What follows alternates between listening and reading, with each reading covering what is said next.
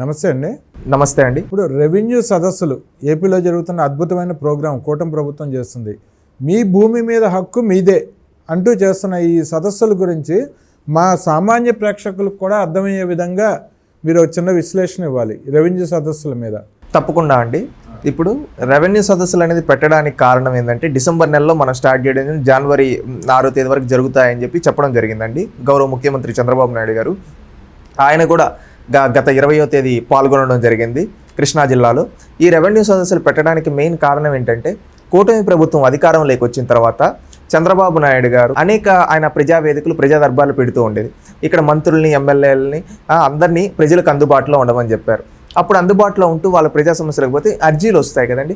ఆ అర్జీలు చూస్తూ ఉంటే అర్జీలు వచ్చిన తర్వాత పరిష్కారం చూపాలి కదా, అందుకని పరిష్కారం చూపాలని చెప్పి చూస్తూ ఉంటే దాదాపుగా 70-80% ఈ రెవెన్యూ ప్రాబ్లమ్స్ ఉన్నాయి.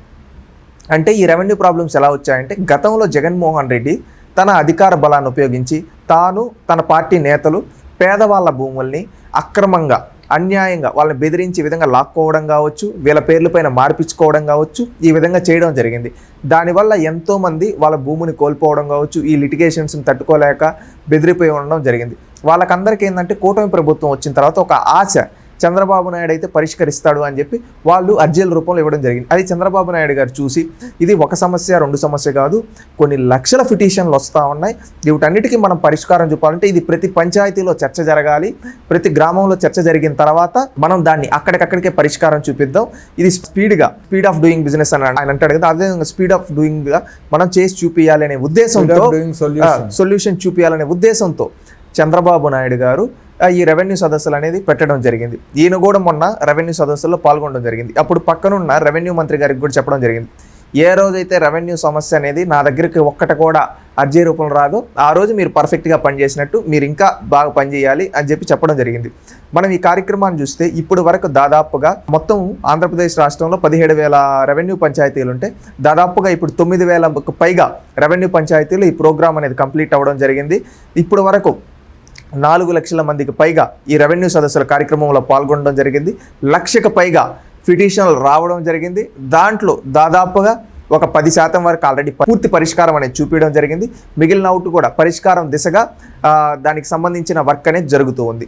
అంటే ఈ విధంగా ఇప్పుడు దాదాపుగా 1,00,000కు పైగా పిటిషన్లు వచ్చాయంటే మీరు అర్థం చేసుకోండి, జగన్మోహన్ రెడ్డి గతంలో ఒక భూ రాక్షసుల్లాగా ఏ విధంగా దోచుకుతున్నాడో, ప్రజల్ని ఏ విధంగా వేధించాడో తెలుసు. వాళ్ళ పార్టీ నాయకులు కీచుకుల్లాగా ఏ విధంగా దోచుకున్నారో మనకు తెలుస్తుంది. ఇప్పుడు ఏంటంటే చంద్రబాబు నాయుడు గారు ఈ రెవెన్యూ సదస్సుల ద్వారా వాళ్ళందరికీ పరిష్కారం చూపిస్తూ ఒక భరోసా ఇస్తున్నాడు. మీరేం భయపడద్దండి, ఎవరన్నా మీ భూమి దగ్గరికి ఎవరైనా వస్తే తాట తీస్తా అని చెప్పి చంద్రబాబు నాయుడు గారు చెప్పడం జరిగింది. ఇది పేదల భూములు, మీ భూములు, మీ భూమిపైన మీకే హక్కు ఉంది. మీ పట్టాదారు పాస్ పుస్తకం పైన రాజముద్ర ఉంటుంది కానీ ఫోటోలు, వ్యక్తుల ఫోటోలు ఉండవు అని చెప్పడం జరిగింది. ఎందుకంటే గతంలో జగన్మోహన్ రెడ్డి భూమిపైన రాను సరిహద్దురాలు దానిపైన ఆయన బొమ్మ, మా పాస్ పుస్తకాలపైన ఆయన బొమ్మ, ఈ విధంగా ఉండేది. మా భూమి పైన వాళ్ళ బొమ్మ ఏంది ఉండేది, మా సరిహద్దులపైన వాడి బొమ్మ ఏంది ఉండేది అని చెప్పి ప్రజల్లో ఒక రెవల్యూషన్ రావడం జరిగింది. అది వచ్చిన తర్వాత జగన్మోహన్ రెడ్డిని ఏ విధంగా ఓడించామో చూసాం. ప్రతిపక్షం కూడా లేకుండా కూర్చోబెట్టారు. చంద్రబాబు నాయుడు గతంలో కూడా మాట ఇచ్చారు ఎన్నికల్లో, ఏమని, ఈ పాసు పుస్తకాలపైన ఈ వ్యక్తుల బొమ్మలు కాదు రాజముద్ర వేసి మీకు ఇస్తా అని చెప్పాడు. అదేవిధంగా ఈరోజు అధికారంలోకి వచ్చిన తర్వాత రాజముద్ర వేసి ఈరోజు అవన్నీ పేదవాళ్ళకి వాళ్ళ రాజముద్రతో, వాళ్ళ పాసు పుస్తకం పైన ఒక రాజముద్రతో వాళ్ళకి పాసు పుస్తకాలు ఇస్తూ ఉన్నారు. అది మా భూమి అని చెప్పి వాళ్ళకి గర్వంగా చెప్పుకునే విధంగా ఈరోజు చేస్తూ ఉన్నారు. ఈ రెవెన్యూ సదస్సుల ద్వారా ఎంతో మందికి పరిష్కారం చూపుతూ ఉన్నారు చంద్రబాబు నాయుడు గారు. ఇది నిజంగా ఒక గొప్ప కార్యక్రమం అండి. ఎందుకంటే ఒక నాయకుడు అనేవాడు ప్రజలకు మంచి చేయాలనే ఉద్దేశంతో ఈరోజు ఆయనకు వచ్చిన అర్జీల ద్వారా పరిష్కారం చూపాలని ఈరోజు రాష్ట్రం మొత్తం కార్యక్రమం పెట్టి, కొంతమంది రాలేని వాళ్ళు ఉంటారు, వాళ్ళకు కూడా వాళ్ళ గ్రామాలకు వెళ్ళి మీ సమస్యలు మీరుంటే మీ గ్రామంలోనే చెప్పండి, మీకు అక్కడికక్కడే పరిష్కారం చూపిస్తామని ఈరోజు ఆయన తీసుకున్న డెసిషన్ అనేది మంచి డెసిషన్. ఇది ఒక పేదవాళ్ళు ఒక భరోసా కనిపిస్తుంది ఈ కార్యక్రమంలో. మా భూమి మాకే ఉంటుంది, మాకు చంద్రబాబు నాయుడు న్యాయం చేస్తూ ఉన్నాడని ఈరోజు ప్రజలందరూ నమ్ముతూ ఉన్నారు. ఎందుకంటే గతంలో జగన్మోహన్ రెడ్డి లాంటి అరాచకాలు లేవు. ఈరోజు మన భూమి మందే మనం వెళ్ళి చెప్పుకోవచ్చు, మన దగ్గర అన్ని పత్రాలని కరెక్ట్గా ఉంటే మనకే చెందుతుంది. ఈరోజు మనకు పాస్ పుస్తకాలపైన ఏమైనా ఇష్యూస్ ఉంటే గతంలో ఎన్నడూ లేని విధంగా ఈరోజు మన వద్దకే అధికారులు వచ్చి మన సమస్యలు తెలుసుకుంటూ ఉన్నారు. ఇది నిజంగా ఒక బృహత్తర కార్యక్రమం. ఇలాంటి కార్యక్రమం పెట్టిన చంద్రబాబు నాయుడుకి మేము రుణపడి ఉంటామని ఈరోజు ఎంతోమంది రైతులు, గత ప్రభుత్వం బాధితులు ఈరోజు చంద్రబాబు నాయుడు గారికి కృతజ్ఞతలు చెప్తూ ఉన్నారు. పేదలు కూడా ఎంతోమంది చాలా సంతోషంగా ఉన్నారు. అంటే రెవెన్యూ పని చేయించుకోవాలంటే అంతకుముందు అది పూర్తిగా అసాధ్యం, పేదల వల్ల జరగని పని. ఇప్పుడు చంద్రబాబు నాయుడు గారి దగ్గరికి వచ్చిన అర్జీల్లో అందరూ చంద్రబాబు నాయుడు గారి దగ్గరికి రాలేరు, అందరూ ఎమ్మెల్యేల దగ్గరికి రాలేరు. కొంతమంది భయం ఉంటుంది, ఏం చేస్తారో ఏందో అనేది. ఇప్పుడు ఏంటంటే ప్రతి గ్రామానికి డైరెక్ట్గా వీళ్ళ అధికారులు వెళ్ళడం వల్ల ఏమైందంటే వాళ్ళకు ఒక భరోసా వచ్చింది. మన ఊరికి వస్తున్నాడు అంటే మనం వెళ్ళి చెప్పొచ్చులే అని చెప్పి ఈరోజు అందరికీ ఒక ఈజ్ ఆఫ్ యాక్సెస్ వచ్చింది. ఇదే కదా ప్రజా పరిపాలన అంటే, ప్రజల వద్దకు పాలన అంటే ఇదే కదా. ఈ విధంగా ప్రజల వద్దకు వచ్చి ఈ రెవెన్యూ సదస్సులు చేయడం వల్ల ఇది మంచిగా రెవెన్యూ శాఖ మంత్రి అనగాని సత్యప్రసాద్ గారు కావచ్చు, చంద్రబాబు నాయుడు గారు కావచ్చు, నిరంతరం పర్యవేక్షిస్తూ ఈ రెవెన్యూ సమస్యలకు పరిష్కారం చూపడం అనేది నిజంగా ఒక అభినందించదగ్గ విషయం. ఖచ్చితంగా మాలాంటి యువత కూడా చంద్రబాబు నాయుడు గారిని చూసి ఎంతో నేర్చుకోవాల్సిన అవసరం ఉంది. ఎందుకంటే ఆయన లాంటి నాయకత్వం కావచ్చు, ఆయన ఆలోచనలు కావచ్చు, ఆయన విధానాలు కావచ్చు ఎంతో బాగున్నాయి. గతంలో ఏంటంటే అధికారులు ఎక్కడో ఉండేవాళ్ళు, అక్కడ వెళ్ళే వాళ్ళకి అక్కడ వాళ్ళకి కూడా న్యాయం చేసేది. కానీ ఈరోజు ఏంటంటే ప్రతి ఒక్కరికి న్యాయం చేయాలని ఒక డాష్ బోర్డు పెట్టి ప్రతిరోజు ఒక ప్రొఫార్మా లాగా ఇన్ని వచ్చాయి ఈ గ్రామం నుంచి, ఇన్ని వచ్చాయి ఈ విలేజ్ నుంచి, ఇన్ని పరిష్కారం చూపబడ్డాయి, ఇన్ని వచ్చాయని చెప్పి క్లియర్ కట్గా డేటా మొత్తం ఓపెన్గా ఎవరు కావాలన్నా చూసుకునే విధంగా ఇస్తూ ఉన్నారు.